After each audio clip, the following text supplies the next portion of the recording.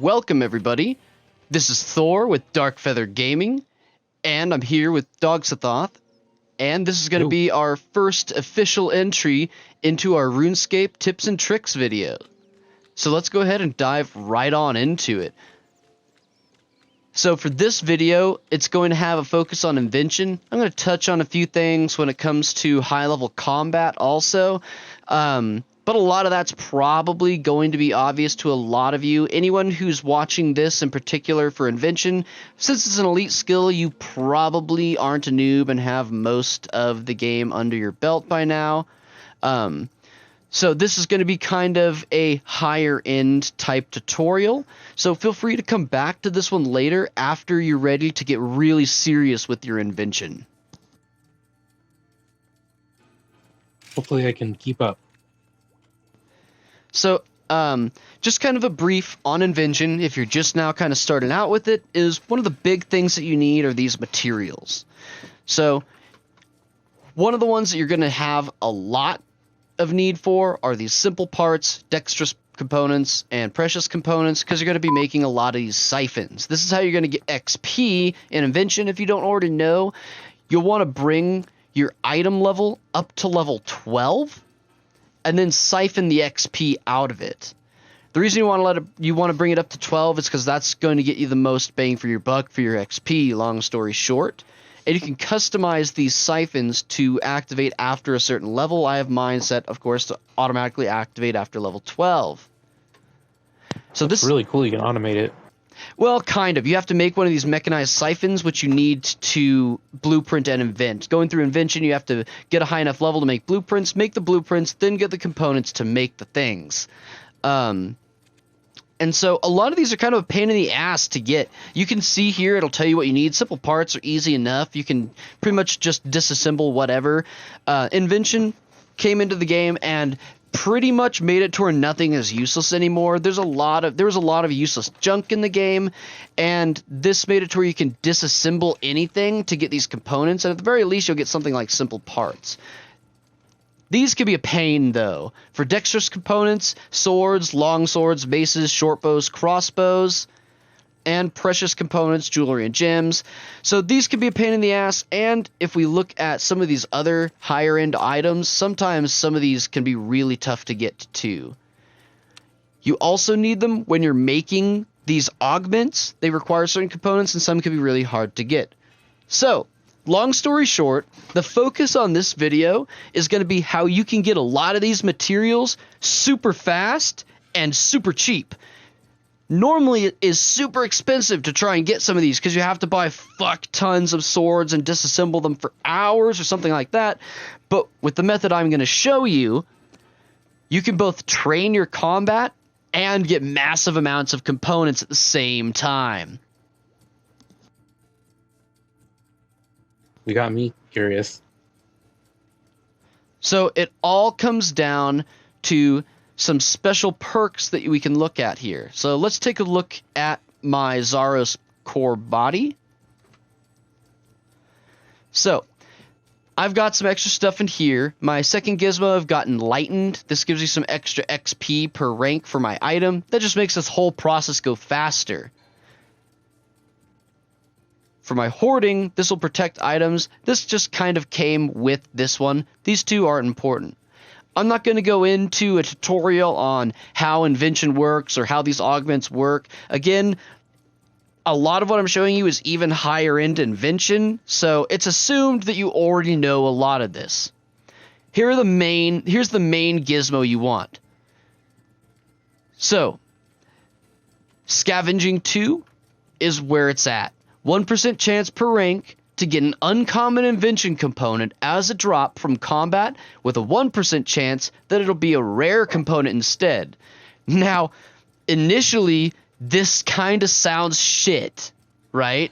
Because it's a really small percent chance, and so you're going to have to kill a lot of shit for this to matter. And I get that. But if you recall back to when you were maxing out all of your combat stats, where did you go? The Abyss. What was a big draw of the Abyss?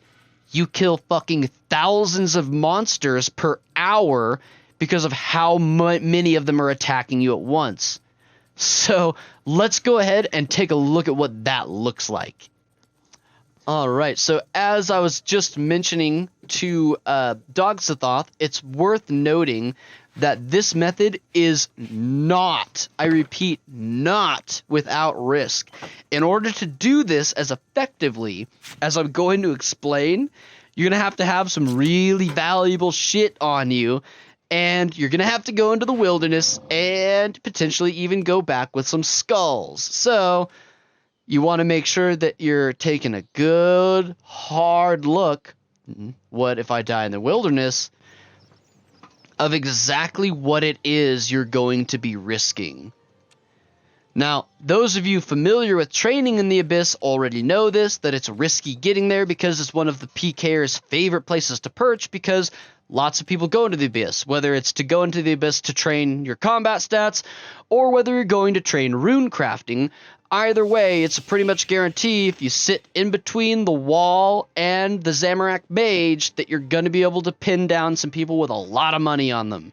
So, we're going to have to be pretty clever with what we do here. See this? Look at this. Look at these motherfuckers. No way, man. This is all fucked right now. Look at all these fuckers just waiting to fuck my ass as soon as I cross that bridge. No way, man. I am going to switch worlds. Here's an important tip. I have lost, I don't know, let's guess around 300 million doing this before. Why? Because I'm a stupid and I left some settings wrong. So, this always on mode, or not this, or where is it? Here we go. Friends chat, private chat. See all this stuff that's on? No! Let's turn private chat to friends only. In fact, let's turn all of this right now to friends only. Why am I doing that? Because I don't want people to see me logging into other worlds. If you don't adjust your privacy settings correctly, someone can add you into their friends list, and then they'll see which world you hopped to, and if they don't follow you, they'll make sure to tell their buddies. Also, just because someone's way outside of your combat level, and it's level 1 wilderness, that does not mean you're safe. A lot of times there'll be scouts that just kind of stand down here and relay to their buddies up north who will come down to fuck you as soon as you cross that wall. So please, people, be careful when going to the Abyss. Another note, I like to take a cannon or the equivalent of a cannon like the Oldok Coil or the Kinetic Cyclone. This is because, you know, we all try and be polite when we're in the Abyss, right? If someone's in one of the spots, we either go to a different spot or we hop worlds. That's the polite thing to do, but not everyone's going to do that. Sometimes someone logs in right on my Abyss spot and they literally say, hey, fuck you, I do what I want. So instead of arguing with them or trying to hop myself, I just toss one of these down and kind of strong arm my way into getting them to hop.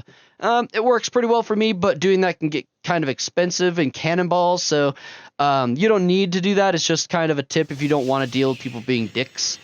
For equipment, I recommend obviously as high as you can possibly go.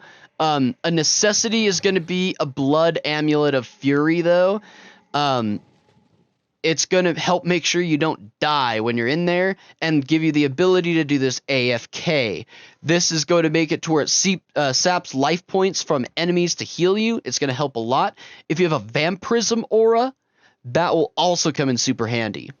I don't have a problem anymore because my combat stats are maxed. If you're not, a handy tip is picking up one of these guys. Where is it? Oop.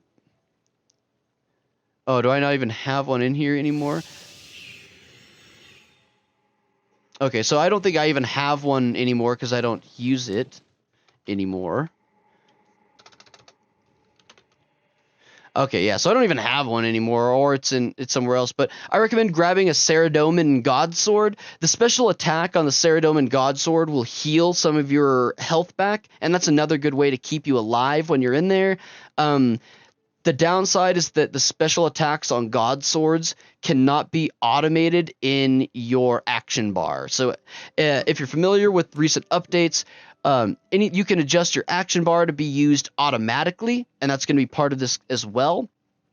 This is the layout I recommend, making sure you have Meteor Strike, Hurricane, and Quake on there, and making sure you're using a two-handed sword, as well as making sure you have Sacrifice and Anticipation on there. These are all things that'll help you do lots of good AoE damage when you're in there. And making sure that you have these on automatic. I have my full bar automatic, so I don't actually have to press any buttons. It just launches them automatically. But that special ability from God Swords will not be triggered in the automatic action bar, so you actually have to be there clicking it. You can't AFK, you might die. Alright, so without too much further ado, let's go ahead and try and not get fucked on our way to the wilderness. So the first thing I'm going to do is make sure my shit's all tagged into private so that no one can see me. Oops. Also, the most important one here. Oops, close that. So, I don't know how much. Yeah, I don't know how much these affect it. I just get kind of paranoid, so I'm like, better safe than sorry. You know what I mean? But this is the really important one. Your online status right now, mine is on. I'm gonna turn that to friends only. That way, only Dogsathoth can. Well, actually, Dogsathoth's not even signed in now. So since none of my friends are signed in, no one can see that I'm online. And now that I've changed that. Not before, or not after, but before, now I can safely hop worlds. So right now I'm in 48, and that's actually, I'm surprised with how many people I saw populating here in level 48. There's usually not that many people around, but let's try my VIP server of 52. Thank God they added the world hop feature. You used to have to actually log out and then go into another world. Okay, so I don't see anyone around, so I usually like to do a quick look around, then I look at my mini-map and look for any white dots. I'm not seeing anybody. Another thing I like to have here is I have Master Guild Teleport, so this is a one-click teleport I can use.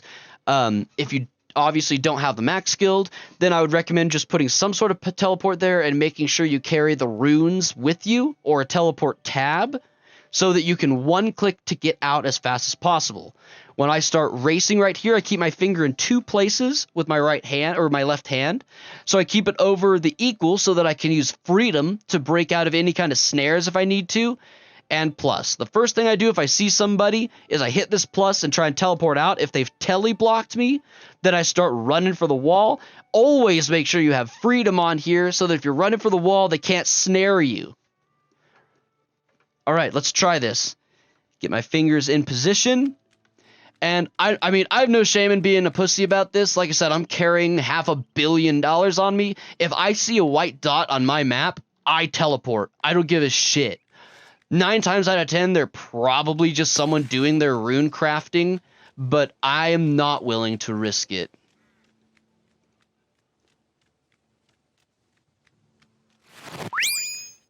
And we're in! So, when you're in here, for those that don't know, and I actually see people in here that don't really seem to know this yet. So there's a lot of places you can go in here.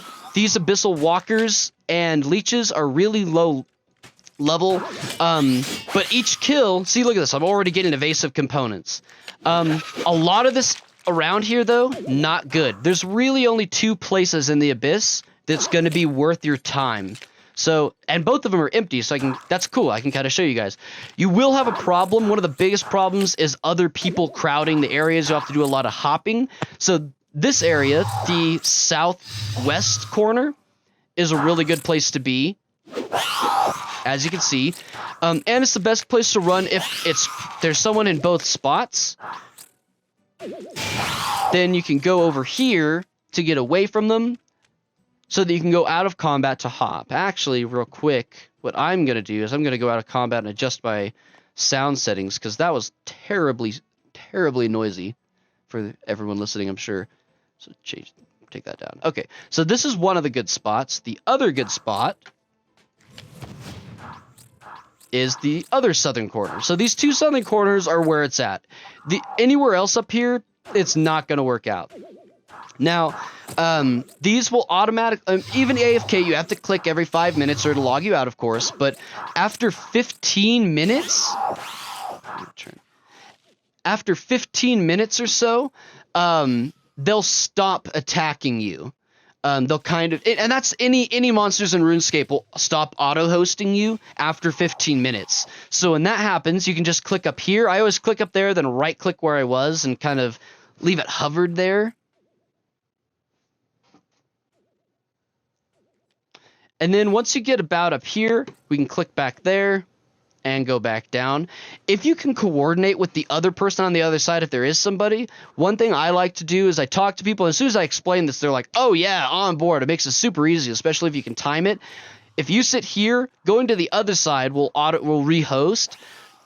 So what you do is once yours stop rehosting or your buddy's over here, then you just swap sides. And both of you swap sides every 15 minutes. Really easy to coordinate. You see someone else there, say, hey, you want to swap sides with me every 15 minutes, and then just go back and forth. Of course, please observe courtesy, everybody. If you see someone else here, then world hop. If you see that nobody's here, but there's shit all over the ground, then give it a few seconds or a minute or so to see if anyone comes running back from trying to regain hostility. Okay, don't just assume they're gone. Just kind of common decency. If someone steals your spot, what I like to do, drop myself one of these guys. And just go full asshole on them. This will pretty much steal any hosting at all. Man, this is still really loud. I'm trying to adjust the sound on here, so hopefully it's not too overpowering.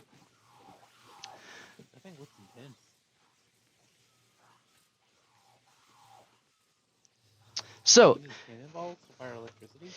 yeah, it's basically there's a later game item you can get that's a giant cannon, and it only gives ranged XP, and it's based off ranged. With Invention, you can get this guy and a kinetic cyclone. This one uses magic instead. The kinetic cyclone uses melee attack instead. But they both still refuel with cannonballs. So, if you look over here, we can already see I've gotten 2 evasive components, 4 swift components, some dexterous components, and I mean, I haven't even been here at any capacity. I've just been showing you guys different spots. So, as you can tell, it doesn't take long of sitting here before you just start racking up these components like that. I know it seems really simple, but I've told people about this and they've lost their minds because a lot of people just haven't considered even using the scavenger perk, much less using it and coming to the abyss where you get thousands of kills per hour.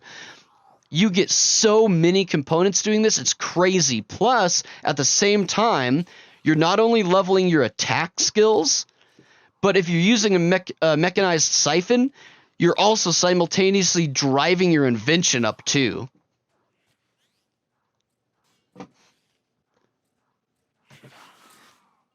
All right, so thank you very much, everybody, for tuning in. Don't forget to like and subscribe so that you can be notified when I put new videos out, and start checking out this new video series where I show you more RuneScape tips and tricks. And make sure you check out my other playlists too, because I have some tips and tricks in other areas. All right, my first 120. Nice. All right, thanks so much, everybody, and you have a great rest of your evening. See you guys.